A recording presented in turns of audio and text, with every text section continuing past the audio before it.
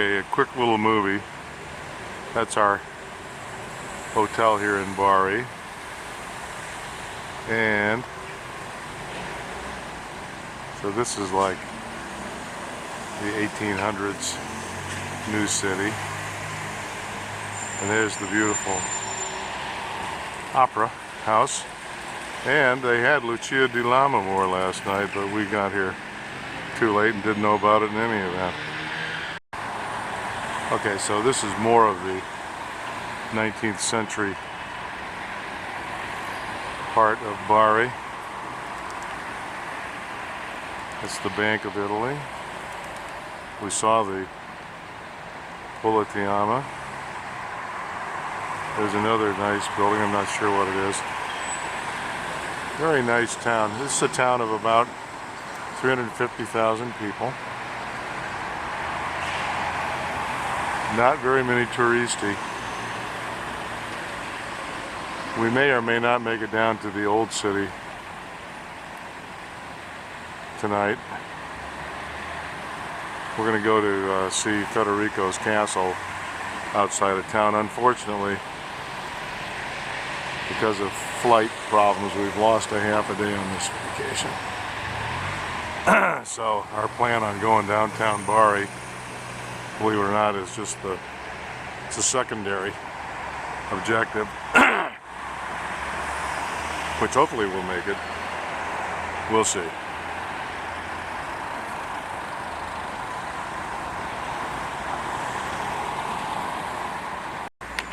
Okay, so now this is the bunch of fishing boats over here. You hear that chopping sound? That's some guys cutting up. Looks like they're cutting up octopuses or something. I'll get a shot of them here in just a second.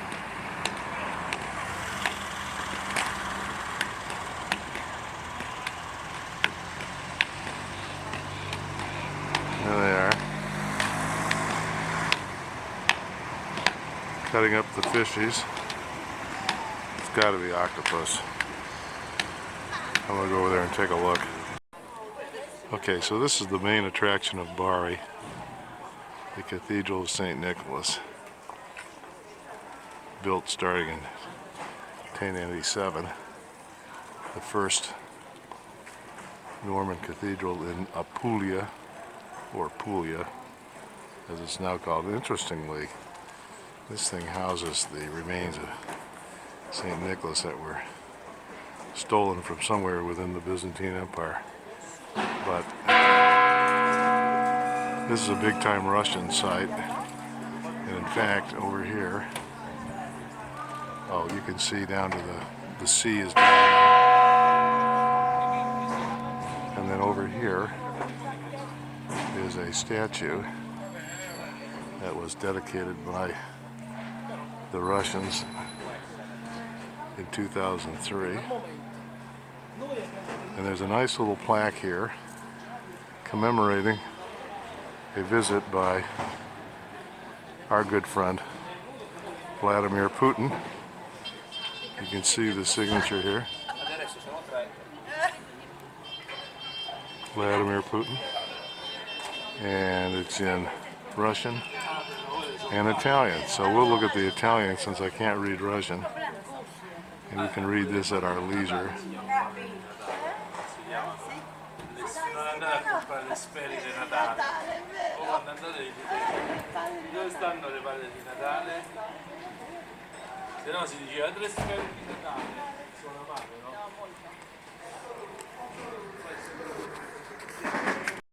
Okay, so continuing our tour of St. Nicholas, there's this magnificent doorway here.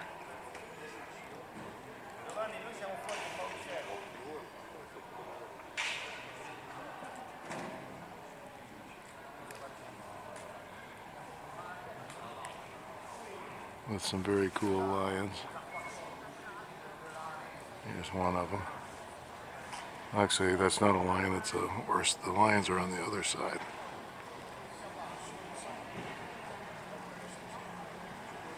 And there's some, almost looks like Greek script, but I can't quite tell.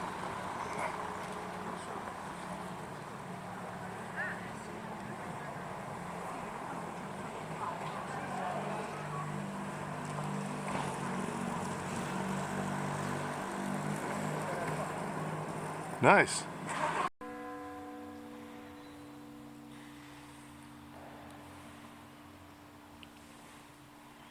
St. Nicholas.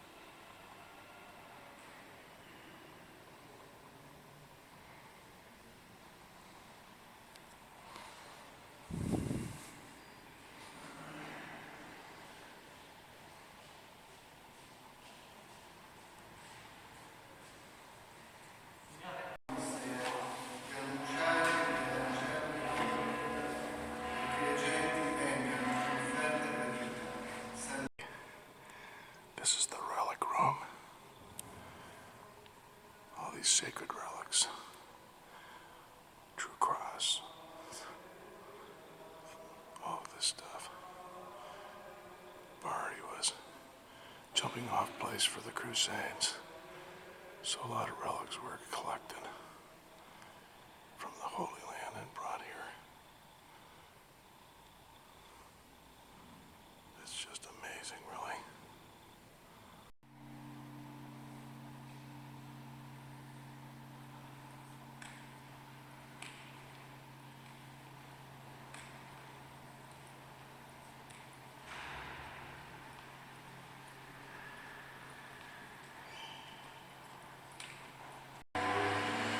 Okay, so Jan's in there at Mass, down in the crypt. And I can't go in the crypt until the Mass is over. So, I'm out here looking at this fabulous lion door.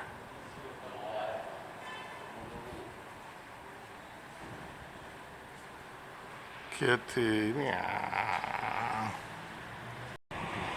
Okay, so now we're on the northeast part of town, headed out of town.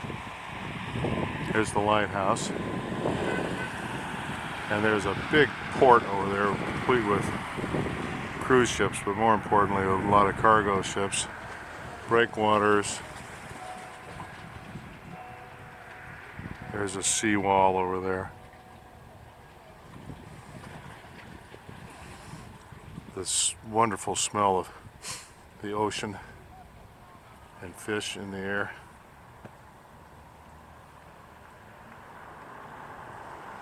There's our little ford, which is a lot like Jan's ford.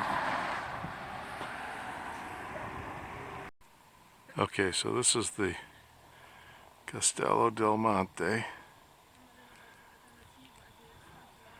Old castle built by Frederick II. It's unique because it's octagonal in shape.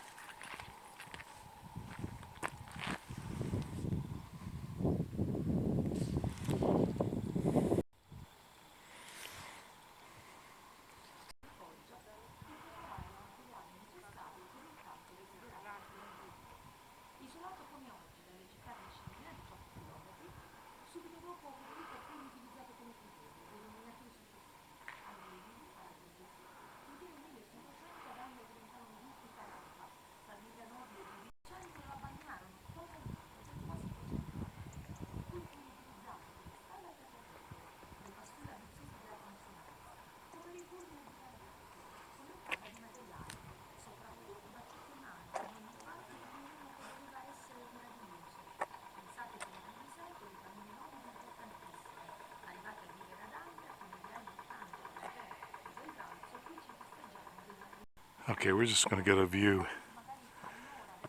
This is going to be what Freddie, when he built this place, he had himself a nice view around the surrounding valley. And he was master of all. He ruled Sicily. He ruled southern Italy. He ruled Germany.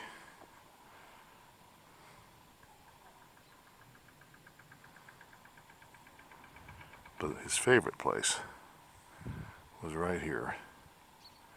And he built himself a nice castle, which we're going to go check out. I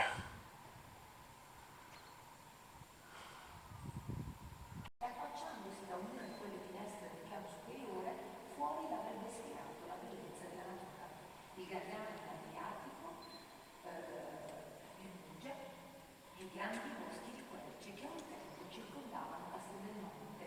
Lo stesso panorama è venuto sempre complessivo, il famoso teatro dei grandi umani. Fasce tipico giardino inserito sul lato della caccia con uccelli che viene utilizzato ancora oggi dai falconieri moderni. Anche ancora torce stradali, i ponti circondano dei boschi. E poi ancora oggi, quando il cielo è limpido, possiamo vedere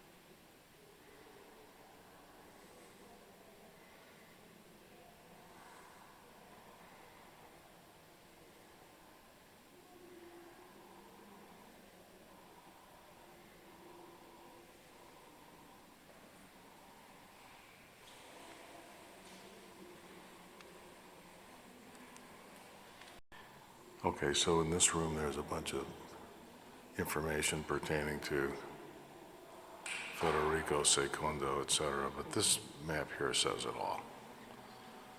For those of you who don't know about the history of Fred, on the white area there is the Kingdom of Sicily, which was Sicily and the Deep South.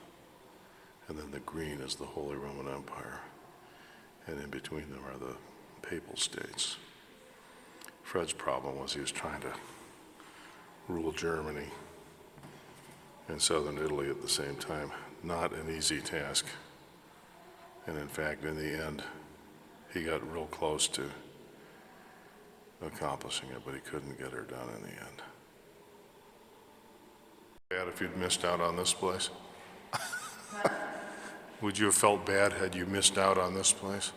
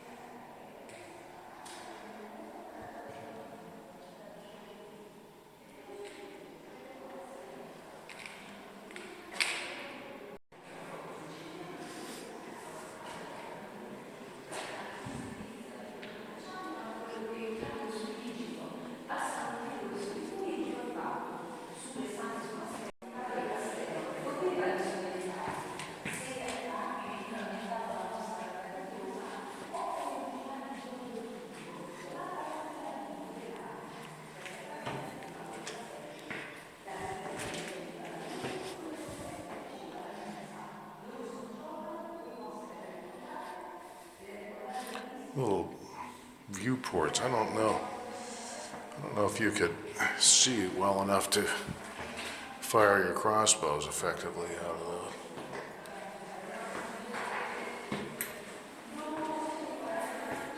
Are there a lot of stairs? Uh-huh.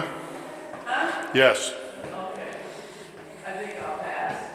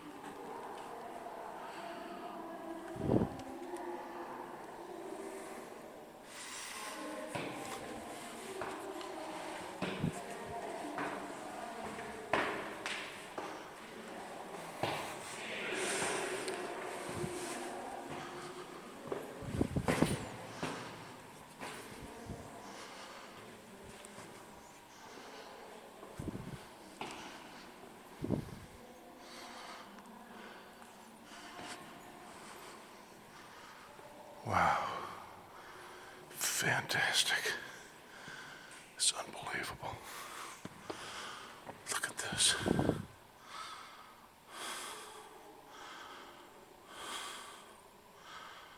Okay, so this is the first floor but here's the view from the top of the castle.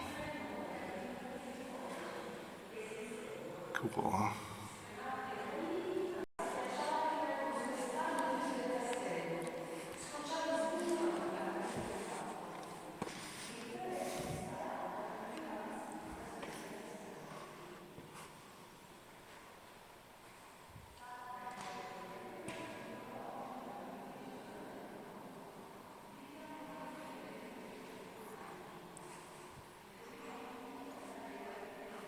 There's another view outward, but look here.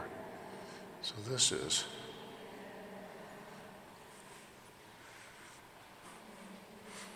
the courtyard.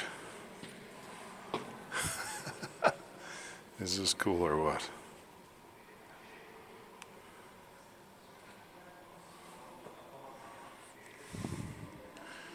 This place is like beyond unique.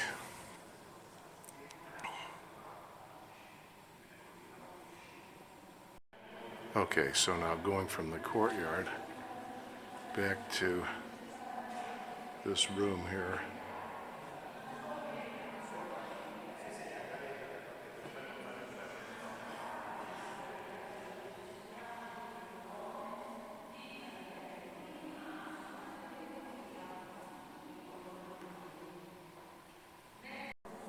Okay, so going back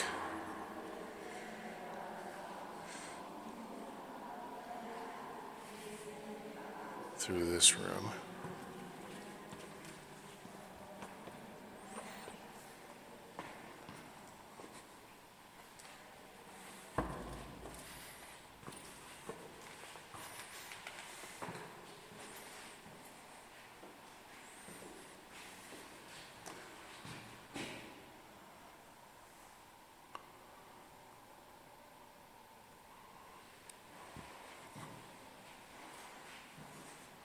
So I think these things are basically for light, not for defense. Fred must have been fairly secure in his possession of this place because it does not really appear to be primarily a military in nature. Reminds me of the Norman Palace in Palermo. This was more of a hangout spot, I do believe. Although I suppose it could be defended, but it just does not have the look of a military castle. And here we go again.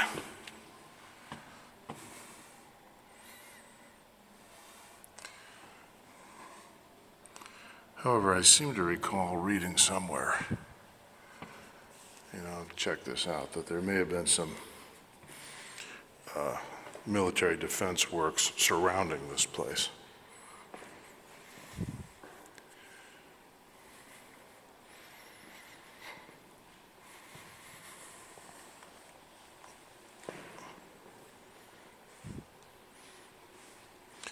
It's interesting, the different stones he used.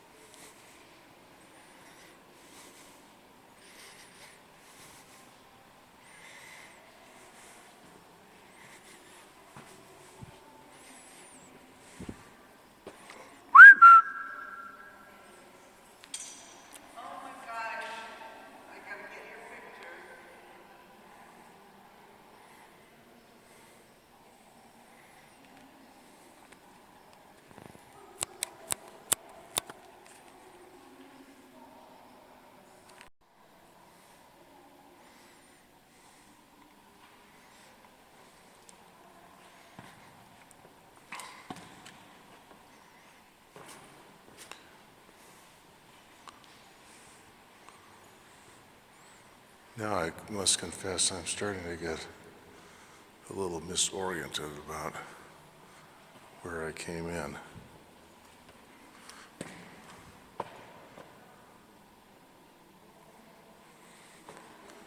They have these little artwork things around here. Not sure what that's all about. Oh, look at this. This was a fireplace. Isn't that interesting? And this is really interesting too. Look at the color of this marble here. Isn't that interesting? I wonder if it just started out a different color and was changed over time by smoke or atmospheric conditions or something like that. Because there's really nothing particular to distinguish this marble from that. Maybe there's some iron implements or something up there causing rust. Don't know. Interesting though. Anyway, so that's Federico Secondo's castle. A truly unique place. Okay, so here's another fireplace. Now, mind you, this castle, I gotta get more information on it, but this castle was allowed to turn into a near ruin. And obviously the fireplace all fell out. There was marble cladding, I'm sure, up here. I mean, if you take a look, for example, here,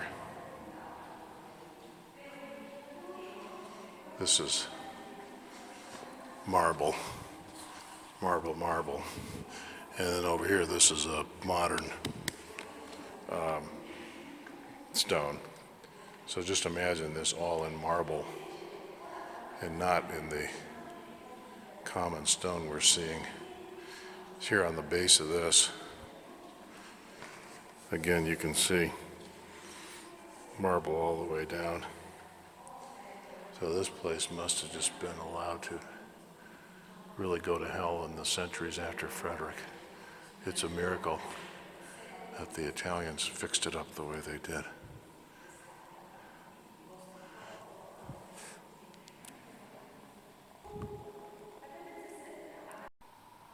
Okay, so now we're going to start going down the steps, but I'm not going to walk you all the way down. I'll just show you what the staircase looks like. This is where Jan decided she didn't want to risk it, which is probably a good thing.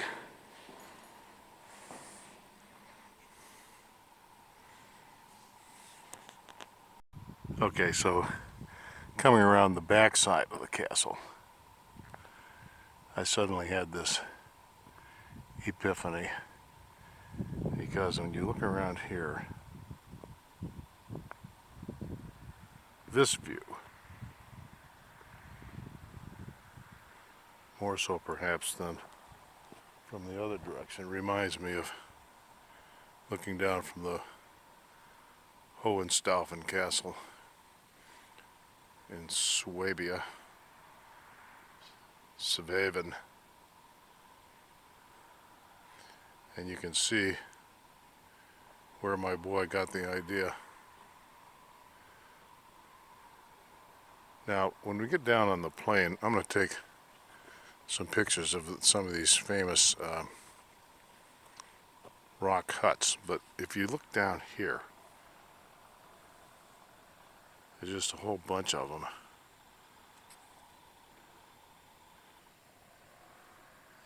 Maybe you can see them in that field.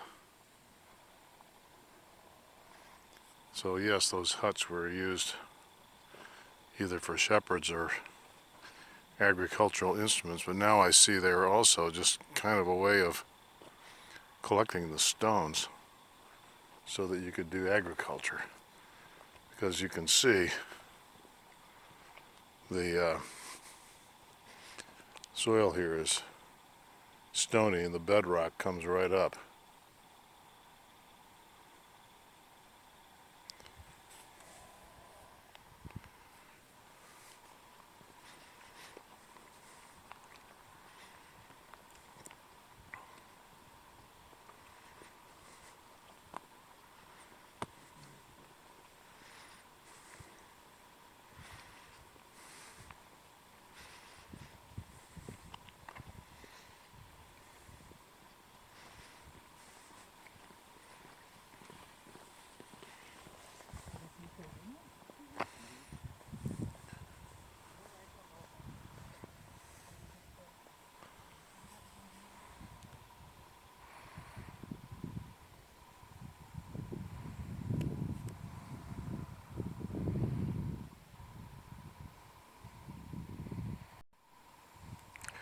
Here they're doing some work on the place. And you can see up there where over time stones have fallen out. I would love to see a picture of this place before it was reconstructed. Or fixed, I should say. Because you can see you got some old stones and you got some new stones.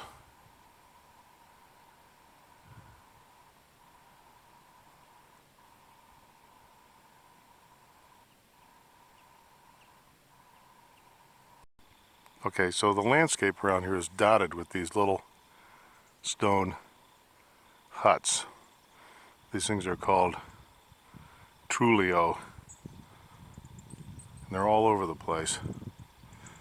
And when we were up at the Castel del Monte, I pointed out a field with lots of these. This may be it, because look, they're everywhere. I can see 1, 2, 3, 4, 5, 6, 7, 8, 9, 10, 11, 12, 13, 14, 15 of these things just within view here. But I'm going to get up close and personal with one.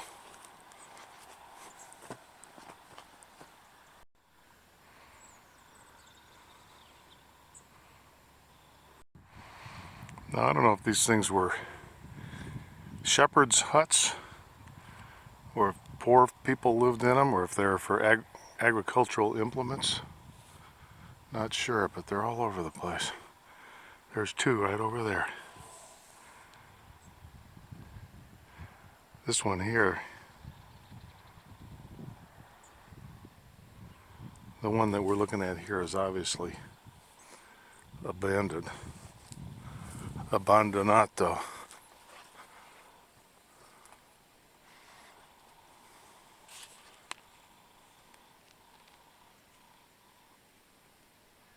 And you can just see inside. You know, it almost looks like there was a fireplace in there, but I can't tell. I'm gonna find out more about these. Interesting. Now, as long as I'm here, I'll just show a little bit of an olive grove. This one is obviously in the process of being reconstructed, because these things have been cut way back.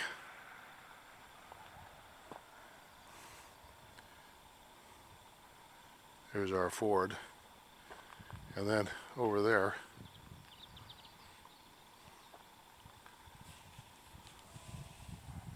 is another trulio. Gotta find out more about these things. Let's go look at this olive tree.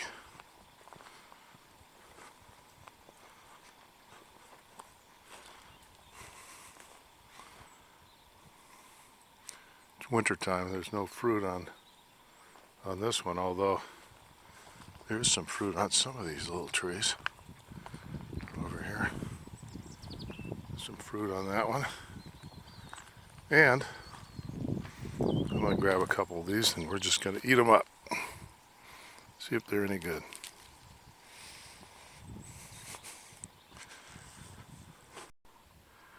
Okay, so now we're visiting the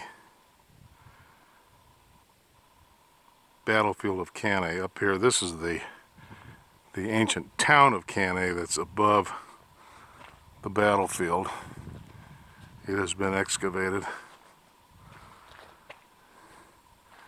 And that there is the remains of a castle, I think maybe a Norman castle. So, but we're going to go down to where the battlefield was. Okay, here we are at the monument marking the site of the Battle of Cannae. Now this monument was put up in 1930 or something like that. But there's the plain where the Battle of Cannae took place. There's going to be a lot of wind noise, unfortunately.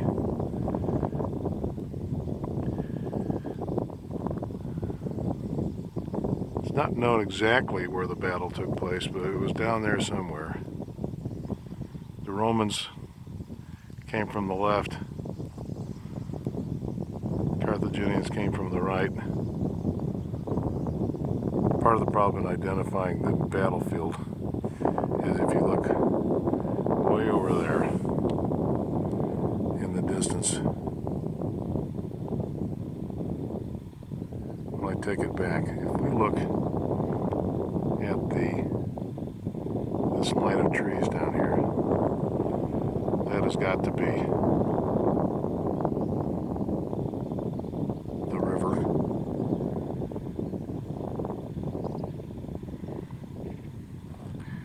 But it's thought that the river they were looking at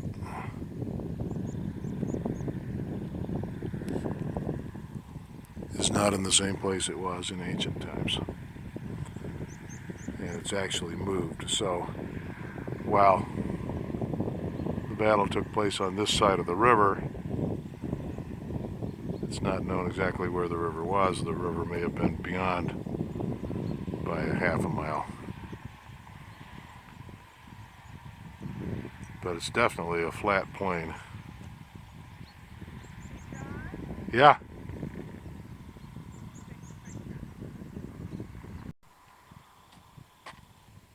Keep walking.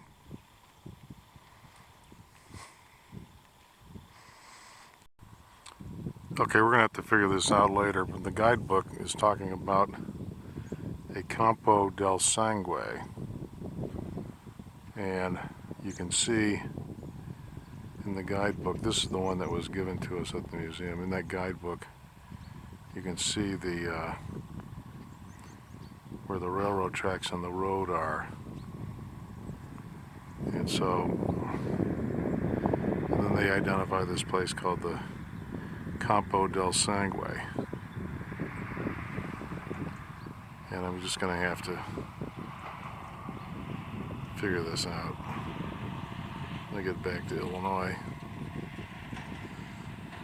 According to this book I have, they don't know where the battle took place. But I don't think the map in the book is accurate.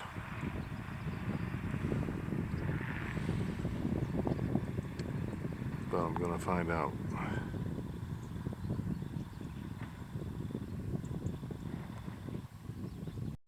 Basically, that book they gave us is putting the Campo del Sangue right there, which means the field of blood, by the way. So we'll check this out. And right now, the battery is running down. I may not have any pictures left. Ha! Real quick. Here's the map, and actually this one I think is correct. See where it says higher ground? That's where we're standing. And basically, that's where it happened. That's a plausible guess. It was the other map was inaccurate. It was accurate, except it showed the wrong location for the river. The guy had a problem with the river location. Now that I got that all straightened out, now I can see what happened here.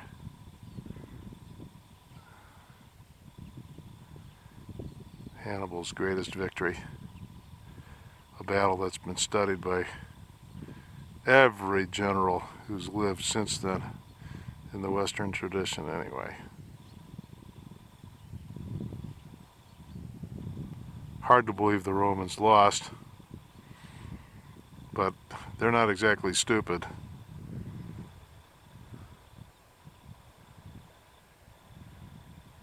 So there were good reasons that they lost. They thought where they thought they had strength, they didn't. So modern term for that is asymmetrical warfare. Hannibal used his, like a judo master, he used his weakness to his advantage. Or I should say, the Romans were overstrong in certain things.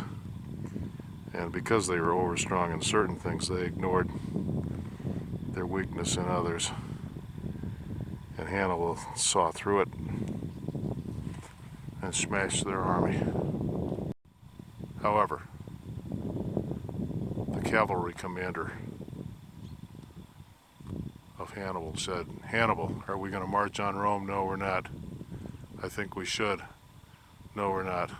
Hannibal, the gods have not given you every gift. You know how to win a battle. You don't know how to make use of it." And look at this glorious sun. It's coming out and illuminating the battlefield of Cannae.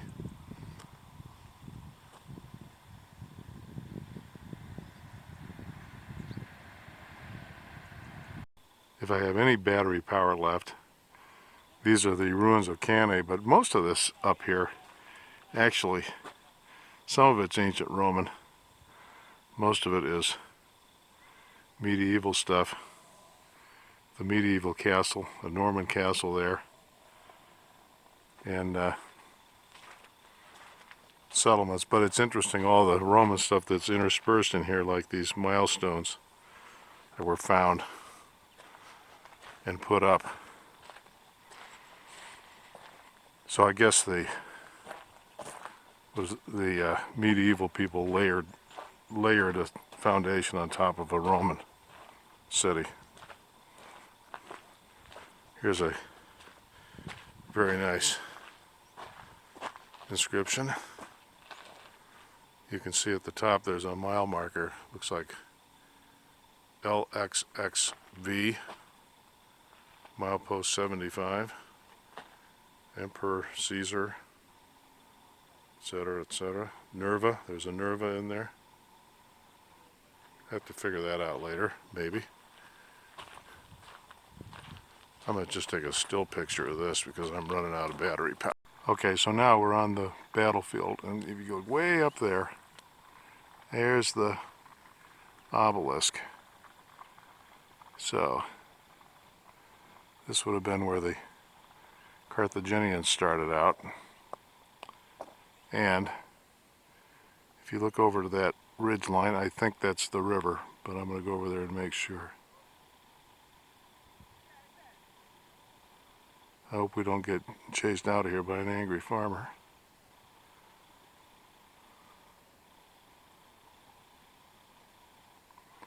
So this is where the slaughter took place. Probably over in front of us a little ways.